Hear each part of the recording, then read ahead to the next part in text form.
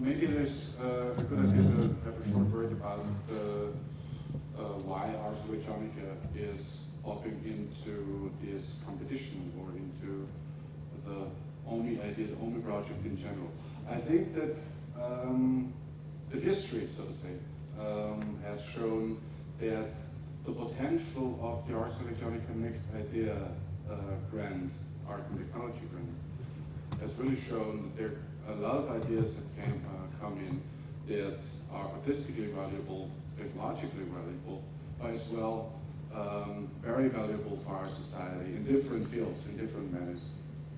And by talking to this, what can I say, community, target group, whatever, to this community, I think to raise the question for a, how can I say, the blue elephant of an instrument could be any kind of crazy idea, could be any kind of crazy, small, clever concept that would really help to fulfill, to take the next step of that interactive process that is being asked here, is the true potential for the community of the Ars Electronica.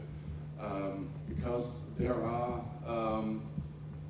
there's access to universities, there's access to also free arts groups, and there's also access to single artists, media activists who would probably have a strange kind of concept, any crazy idea that would really help to deepen that strategy that's in or that's necessary to fulfill the goals on this end here.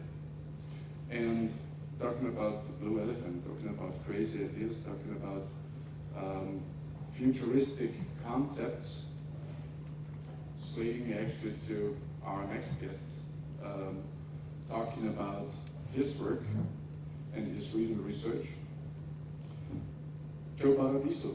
Joe Paradiso joined the MIT Media Laboratory in 1994, where he is now an associate professor of media arts and science, directing the responsive environments group of the Media Lab. And he is co-directing the Things That Think consortium.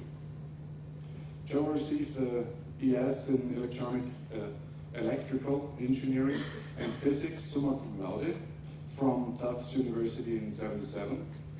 He completed his PhD in physics from MIT, which was based on an experiment measuring high-energy muon pair production at the European Center for Nuclear Research, CERN, in Switzerland, where he worked actually from '79 to '81. He conducted postdoctoral research at the ETH Zurich.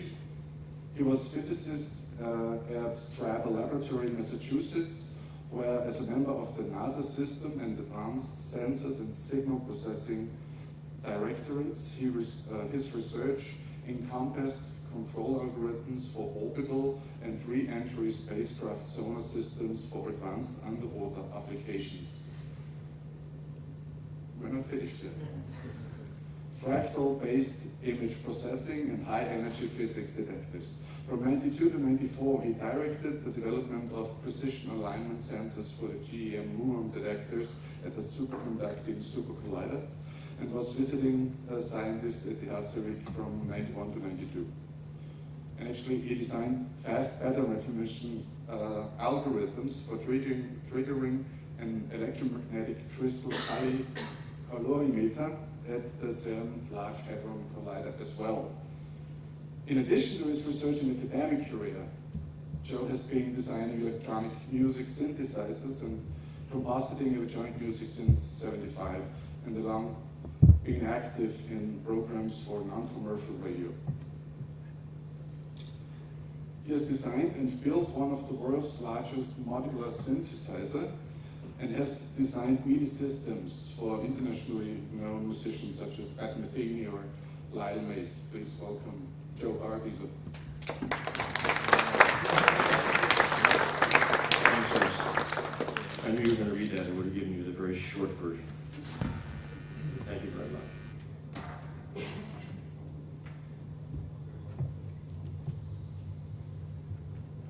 It's always wonderful to do things here at Ars Electronica, and especially to speak in a forum like this. I'm really delighted delighted to try to contribute.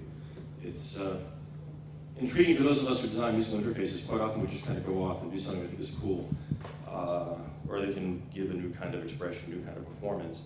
But here we have a set of constraints that makes us think in a different way.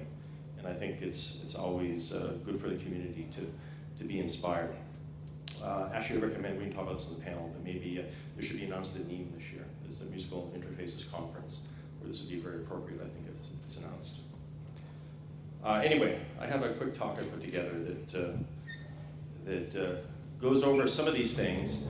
I'm going to start out talking a bit about musical controllers in general, and then I'm going to speculate a little bit about the constraints, for instance, with one-handed or disabilities, what can kind of be thought, and what some of the things we can look at could be. I mean, people have already started doing certainly work in this area, but I'll give some high-level overview about some of the strategies that we can look at.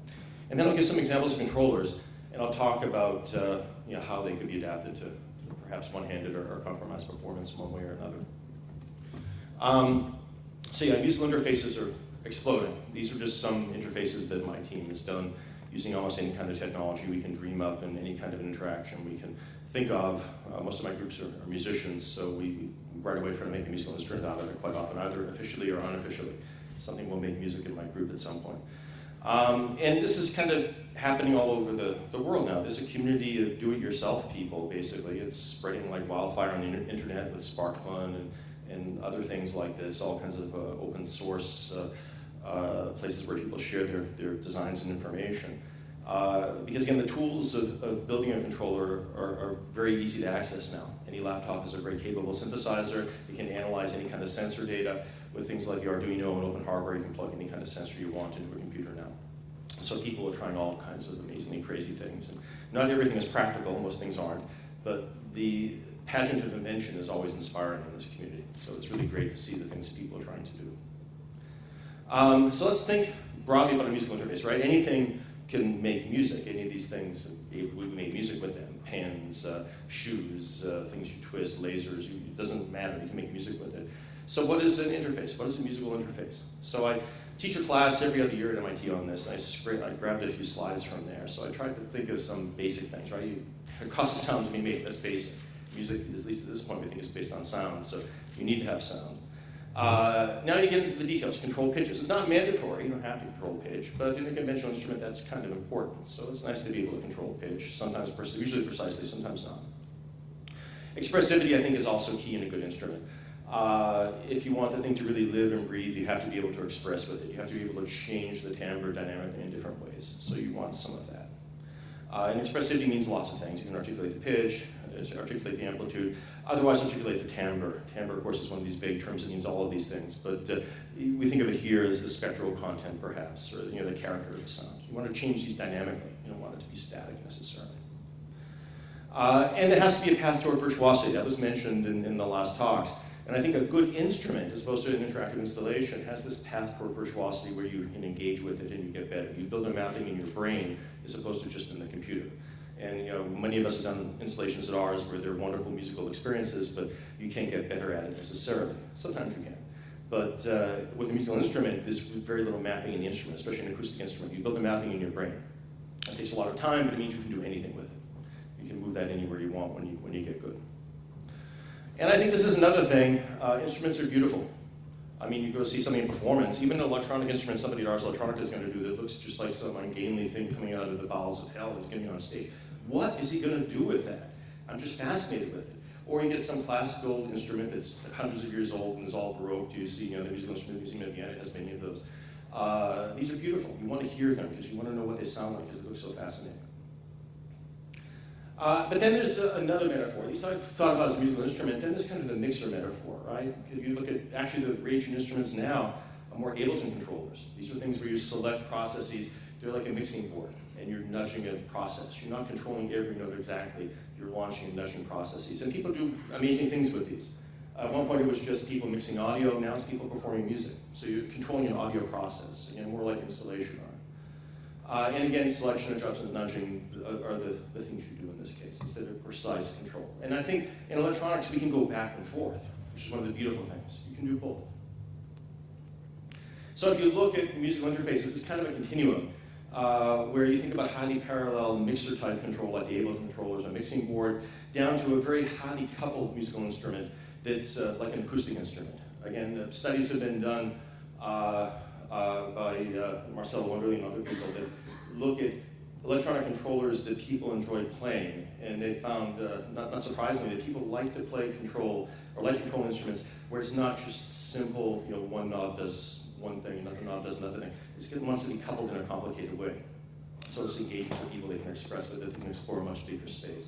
And down here, you have things like Electronic Sackbut, we'll talk about that in a second, where there's a lot of coupled control as well as selection. It's got a keyboard, but there's an amazing amount of control here. Hugh Kane thought very deeply about that. Up top, you have the mixer, it's all decoupled. So this you don't think of as an instrument, but the Ableton controllers you get there.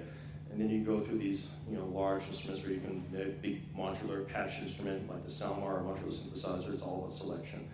The Alice synthesizer Bell Labs has a bit of both. Tremendous amount of selection. Pick a note, pick a knob, lots of things you can do. But all these coupled joysticks too. And then this is all really about coupled expressive control. So this is a continuum. Musical instruments go back and forth. And I think in a way, people think about HCI and music instruments and stuff like that, human computer interface. I think it's more like controlling an aircraft. So people who look at aircraft dynamics and control, that's where you can study and analog to musical instruments. And I think Herbie Hancock kind of got it right in the cover of his Thrust LP. So what makes interface good? Lots of people have lists. I made a quick one, and I think these apply to almost any kind of controller. I think anyone who plays an instrument has a good feel. So it has ergonomics, it has haptic response. It engages the human body in an appropriate way. It's fun to play, at least eventually, right? I mean, a real instrument is kind of like torture when you start. You have some motivation because you hear music you like, you want to play it, or your parents put a clock in front of you. So you basically get through that, then you start to be able to play it, the mapping develops in your brain, and you love it. So it's got to have that path. Again, same thing, ability to master with practice, if you look at it as an instrument. And for that, a lot of us who build electronic instruments, they're not always stable, they're not causal, we've all been there. But they're fun, so you can enjoy them. But if you want to get better at it, there's not too much of a path because it's not stable enough to learn. I think for an instrument people can learn to stay with, it wants to be more or less stable, it wants to be controllable. But again, at the edge, so it's going to be a little bit chaotic. If you look at, for instance, violins, right? The best violins are very, very hard to play because you just can't get a good sound. They're kind of chaotic. They want to go all over the place. But a great player will map in their brain the way to control that. Because they're so edgy, they can push it wherever they want. So good instruments can be hard to play. And people usually start on the easier ones. And I think, again, instruments should have a good sonic vocabulary and expressive, ideally, especially an electronic instrument. You want to be able to push it around. And you can look at the expression on violin and some of the best acoustic instruments. You'd like to get that with electronics. I think that we heard some of this in the last talk as well. You'd like to see a match between the gesture and sound and causality for the audience. This is one thing that many of us doing electronic music fall flat on. And that we do this big, complicated mapping, and somebody sits on stage and maybe walks to the corner and all these musical events happen. That means something to the person walking, but to the people in the audience, it's very conceptual.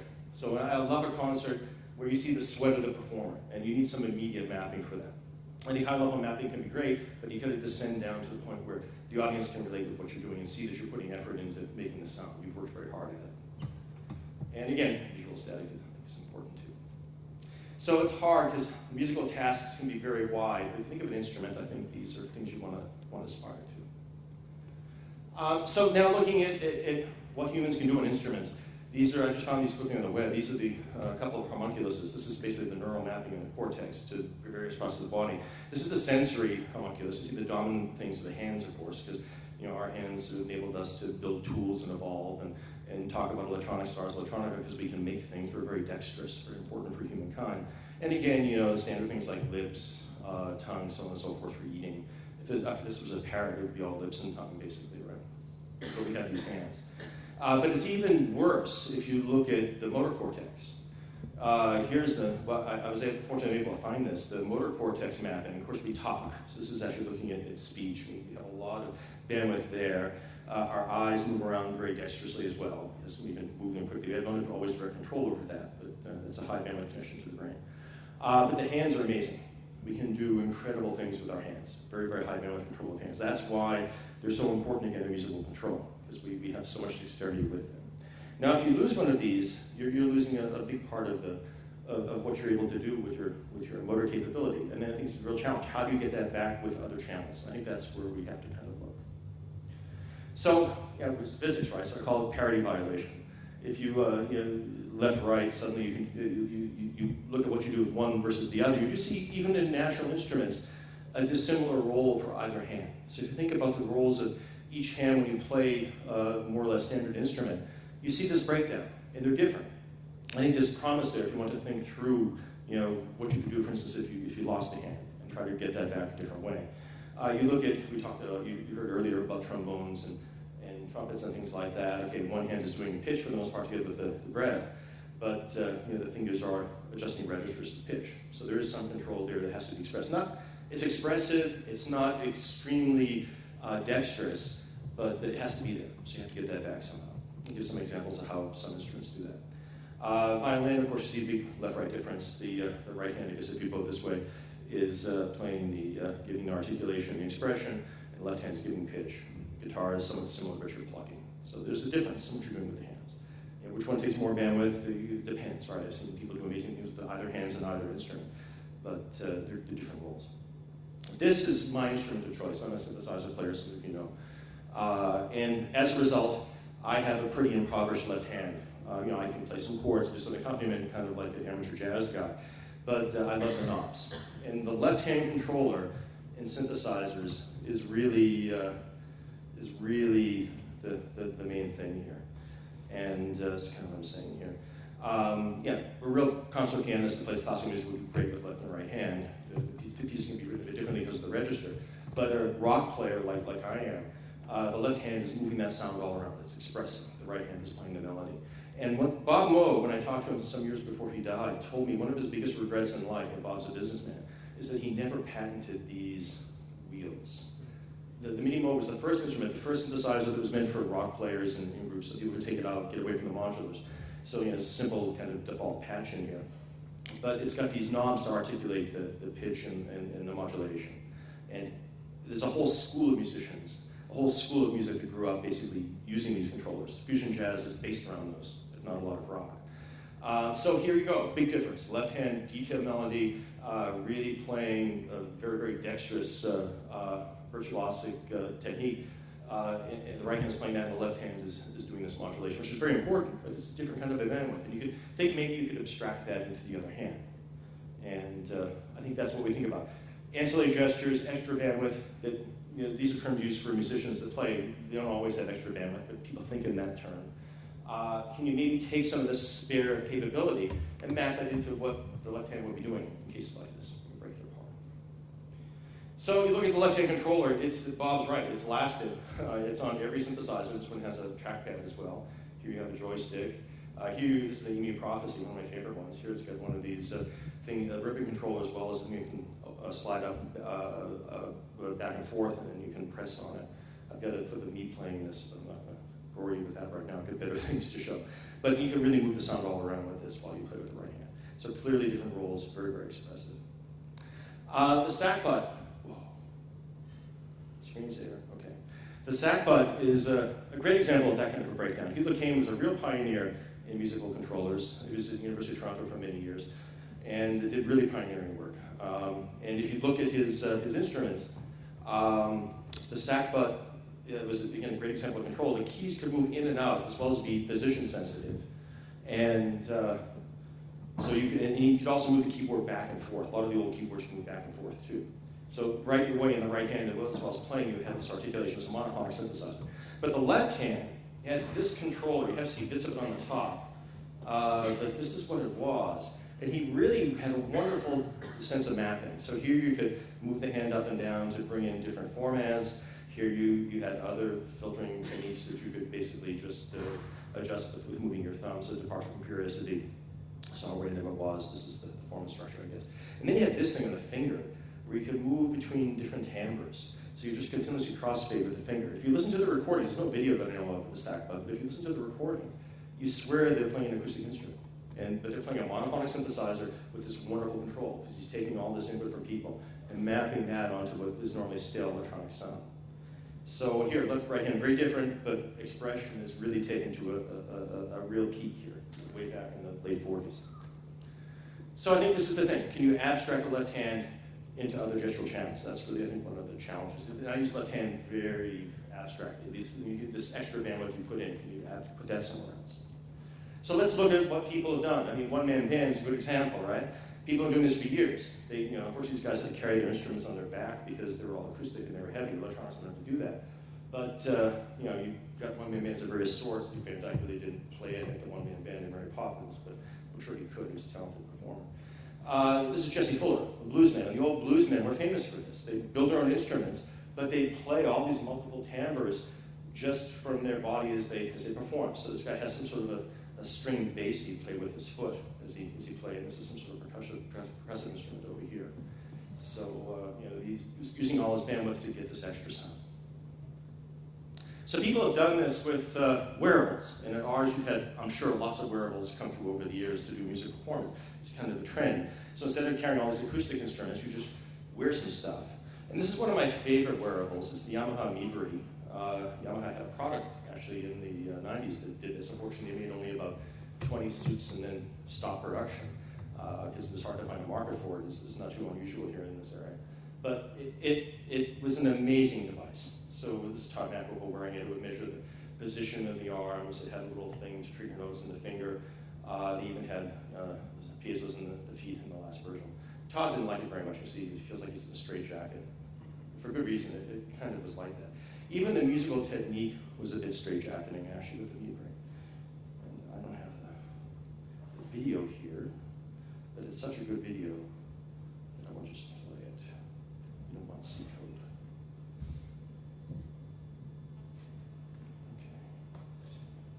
Pigs.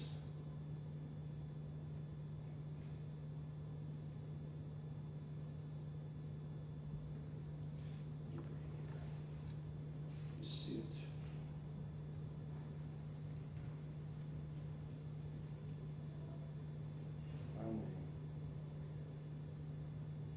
Yes. Okay, long way around, but we got it. So this is a video that Yamaha gave me. I edited it down to make this. This is recorded again in the 90s.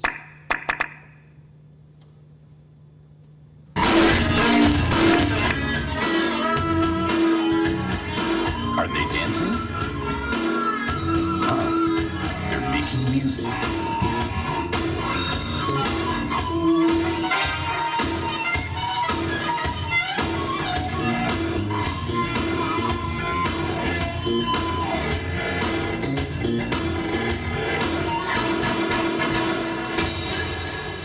They call this music maker Miburi, body shaker.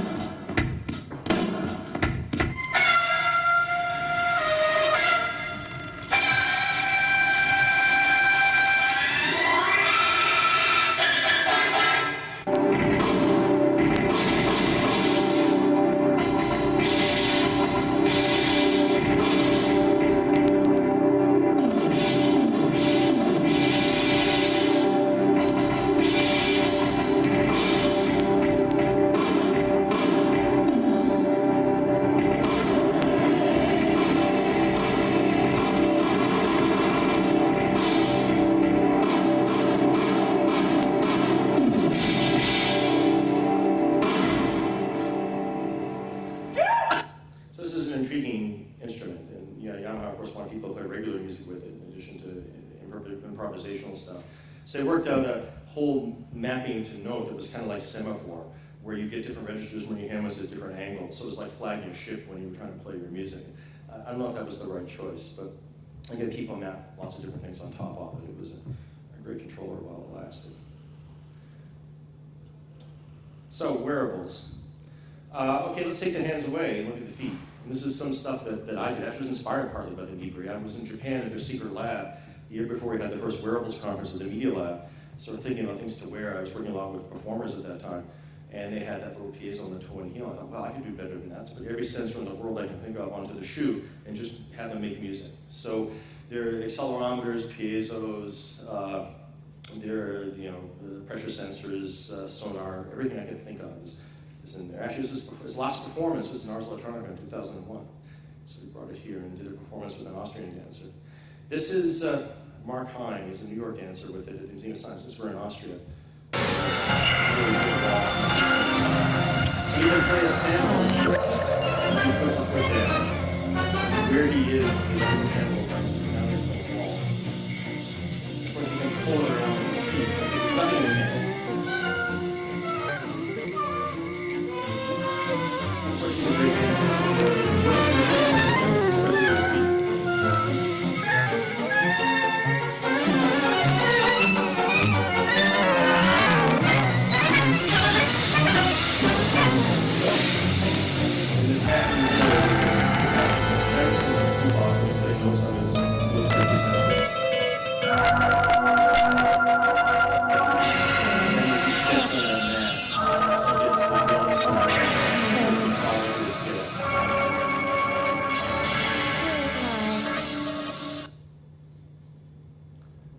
So again, that's no hands, just feet. But again, there's a very rich mapping, and he's also a musician as well as a dancer, so you can begin to explore that space and start to get good at it.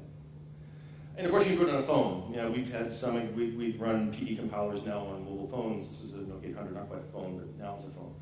And you know, you can basically take mobile music wherever you are. It's a whole front in musical interfaces that looks at mobile music. I think we're ready for revolution too, where when you go jogging or exercising, you're not going to hear just that standard music, or like 90 Plus is going to pick a track and change the tempo. You're going to have music that's going to be generated completely by your motion. And at some point soon, a famous artist will do a piece for this. And the only way to hear it is to exercise, and every time you exercise is different. And then we're going to see the birth of a new mobile music art form. I think we're on the verge of it now. So yeah, it's in your pocket at this point. Speaking of which, I spent a month at Nokia this summer working with their Media Lab in Santa Monica. One of my alums, Matt Leibowitz, is working there, as well as Now My Gong, one of my students, was interning over the summer. And I was able to join them with Vince Samatra from UCLA, who's working with them as well. And we had this whole vision of a musical installation with phones, incorporating graphics, incorporating a smart table with lots of stations around that would play the music so it doesn't sound crappy coming out of the phone speaker. The phone would be kind of a leash for the musical thing you pick up, and then you drop it into one of these stations that would render, and you'd have to control. And unfortunately, we weren't able to finish the whole thing. That'd be kind of a great thing to show here if we get it done. But I played with a controller, and a phone is an amazingly capable controller at this point. You've got lots of sensors. Phones are Swiss Army knives of sensors now. So you've got a touch screen, already in this was single touch, but it was touch. With a capacitive screen, you would get something like pressure too. This didn't come up, but potentially you can get pressure from it. Accelerometers, every phone has them. The newer ones have gyros and magnetometers now for augmented reality, but that's a great sensor too, because you can point it. Proximity, they all have proximity sensors to turn the speaker off when it gets near your ear. And that's a great sensor because you can just flick your finger in front and toggle something. And the camera, you can use the camera for lots of things. We didn't use it, of course, it's a sensor, lots of buttons too. So a phone is a wonderful controller, and I explored it. So I'm going to show you guys, for the first time ever, a video. I was going to do a demo. I have all the pieces for the demo, but it's another Windows problem because it was running a different version of Windows than we had here. That's kind of our theme this month. But maybe the next day we'll get it going, in which case, if any of you are interested, let me know. So this is random clips. These aren't the best clips. This is just before I got on the plane. I just did a little bit of playing with it. Controller. So if you turn it upside down, you have all this ambience, vibrato, in the daytime, and that's the position of the finger. You could play with one hand, and the other hand just hold it. So I had a strap I could play with. And I can change the clip with the keyboard. So if I just touch a key, it will play a different clip. So I can move the camera all over the place. It's extremely expressive. And it's just a phone. So somewhere there was another, actually that was the last thing I want to show. I'll just show the beginning of it. I'll stop it. This is the drone. So you know when you jerk it. And how many people are doing the keys. You can just completely bend the sound all over the place.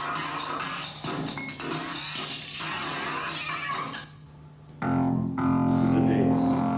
I was doing arpeggiation with the proximity sensors. Just flick your hand in front of it. Just doing arpeggiating. And you bend it up and just pull the timbre all over the arpeggiation. You saw that.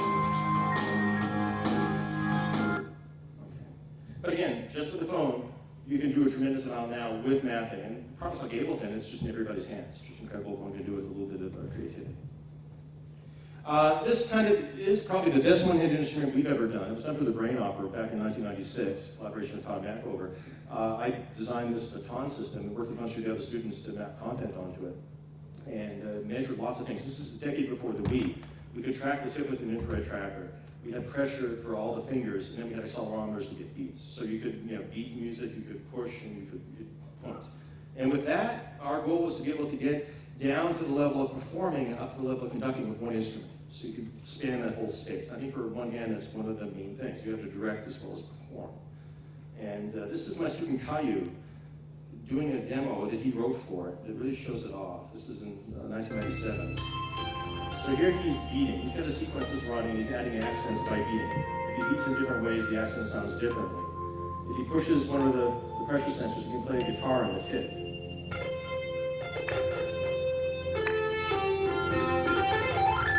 So the notes, it's just a chord. You're running through a chord as you're moving up and down. And if you go left and right, you express. When you push the sensors, you express. If you change the tempo with the sensors, now if he lunges, it's doing something else.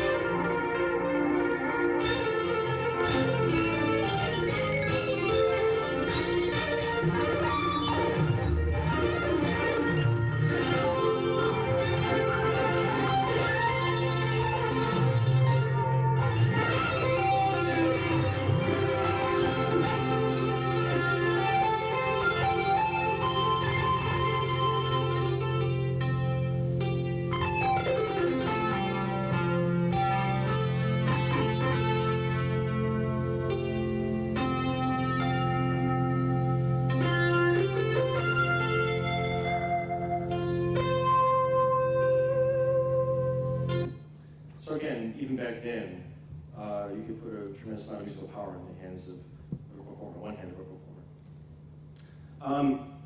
Another thing we've looked at is little inertial systems, measuring rotations and linear accelerations that we can give to a whole dance ensemble. So this is basically a little strap, put it on any part of the body you want.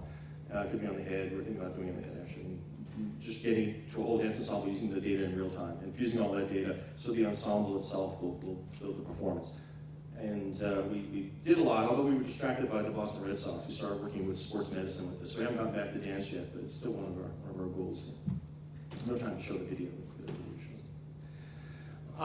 Wind controllers are kind of fascinating because, again, that's another area of immense bandwidth, right? And wind players have all this expressiveness they get with lip, with bite, and with breath, of course. And because we talk, we have an enormous amount of capability that we saw in that homunculus. So people exploit that in traditional wind instruments, and they've gone into electronic instruments pretty nimbly. This is some of the controllers that are made. This is even an electronic harmonica, kind of incredible.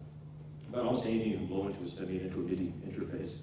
But these are all conventional instruments. So the fingering is essentially the same. You can do more with them. You can do with a standard instrument usually, but the fingering is basically what you already learned. So it's got all the problems that we've seen. But then if you look at the unusual ones, you see things like this that give you some inspiration. This is a guy named Ugo Conti. He came from Italy, settled in the US, and he's an inventor. And now he's famous for making these high-speed catamarans. But way back in the late 70s, early in the 80s, actually, mid-80s, he developed this whistle synthesizer. And I saw it in Keyboard Magazine, and I was just amazed by it. And this looks beautiful. How do you play it? Look at where the fingers are going to be touching these things, and places for the palms. To see somebody all over one of these would just be an amazing performance. So I thought. So I dug the guy up. It took some effort, but I found him.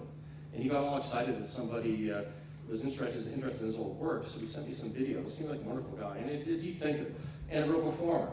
But if you look at what he's doing when he plays it, he's got all these degrees of freedom in the instrument, but he's not using many at once.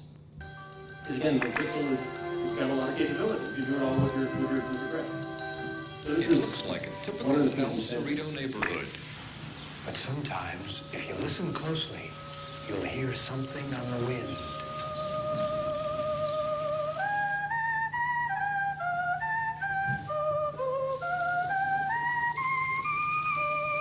It comes from here, as inventor Ugo Conti practices on his Conti 1 whistle synthesizer. It's a device that takes an ordinary whistle and transforms it to... He's not moving much. Basically, the pitch of that sound is transferred down in frequency or in pitch. 1 octave or 2 octaves or 3 octaves or 4 octaves or even something in between. And so that generates a sound which is lower than the whistle. Ugo got the idea for the whistle synthesizer while sailing around the world with his wife and son as he played guitar and whistled to the stars of the South Atlantic. And it really sounded thin. And so my engineering mind said, look, we must do something about this. The result was this, a whistle synthesizer built into a guitar. You guys should have had him at our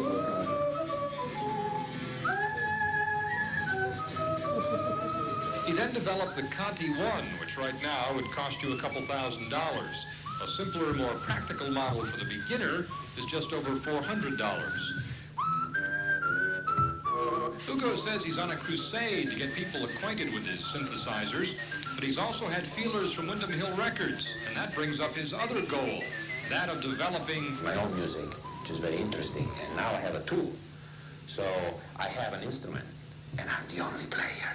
Right now, I'm the best. The only drawback to the thing is that you've got to know how to whistle. As Ugo puts it, garbage in, garbage out. Something I had no trouble demonstrating. But if you think it's an instrument worth wetting your whistle for, wish you were here. Jonathan Mom, News 10, El Cerrito.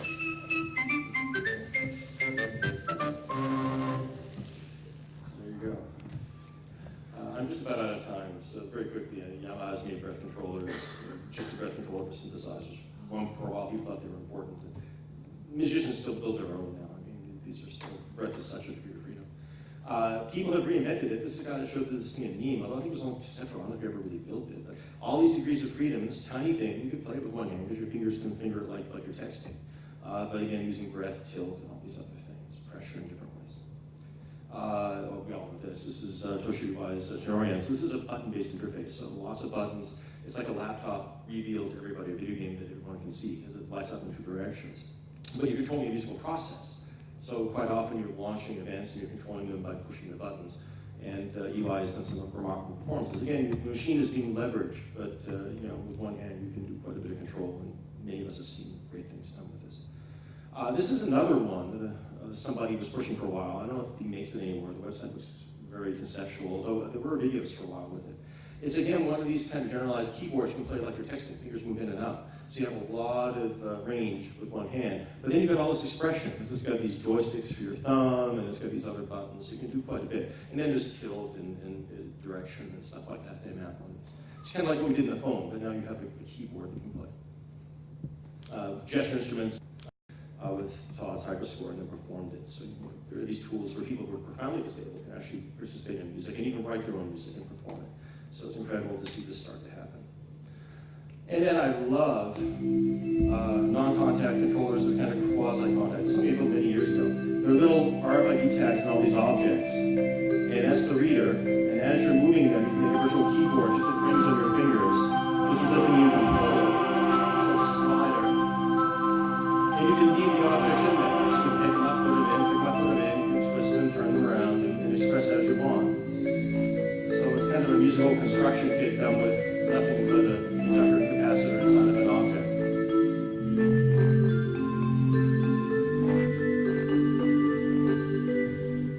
So again, I'm going to circle with this. That's Caillou I mentioned. You change the timbre.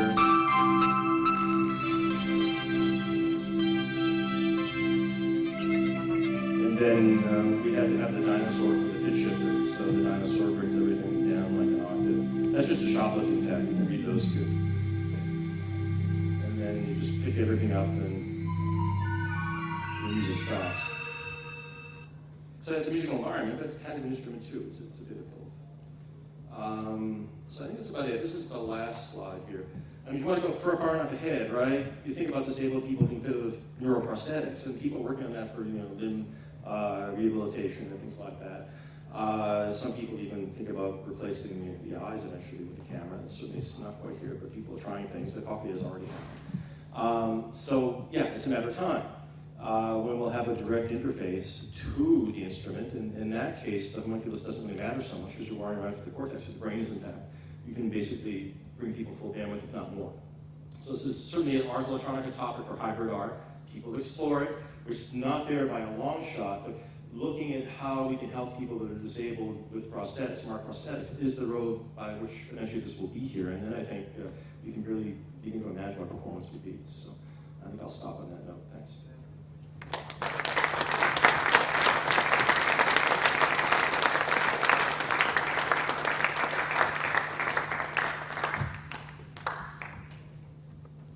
Any question? Any question left? So that's it. I wonder, Stina, one very shortly, but I would wonder what do you think to that possibilities that we've seen right now in conjunction of what you're aiming for? Maybe you can give a short feedback on that. A short feedback on that, fine. Now sit and learn, would you please? That's amazing stuff. My sense is that there's an extraordinary amount of invention and technology that requires two things. One, repackaging into something that we're aiming to do, which is to emulate existing instruments so you can sit alongside them with all those characteristics that were laid out, including the performance and the physicality of it and so on. So there's like a million pieces, but how do you build them back into something that does what we need to do? And the second thing is, actually I've just thought of three. The second thing is that how much skill, how much research, how much intelligence is needed to get this thing constructed and built in the first place. You know, this is one clever chap surrounded by an awful lot of very clever people. I don't know whether that's an obstacle or not. It may be that they're willing to devote the whole of the resources to MIT to solving our problem. It would be a good start. I don't know whether that's a difficulty or not. The other thing is the issue of what should I have to put this? The danger, perhaps put it this way around, the danger of variability that, and I think Nick may disagree with me on this, and I'm not entirely sure of my own view on it, but to what extent one builds instruments for people, to what extent, again you mentioned, to what extent you build the instrument and say this is how it is, now deal with it. And that conformity has its own challenges, but it also brings another set of companionability and relationship with the people you play with. If you're building each instrument for each person, it just may become prohibitive in many, many ways, technologically, financially, manufacturing issues, and all that sort of thing. So I think that's, for me, that's incredibly exciting. In fact, all this today is incredibly exciting and gives a realism to the possibilities, dare I say realism to academics, but to the possibilities that we're investigating. But I come back to my original analogy, a million pieces, all of which are brilliant and possible and full of possibilities, but we've got to put them into the thing that we want it to do.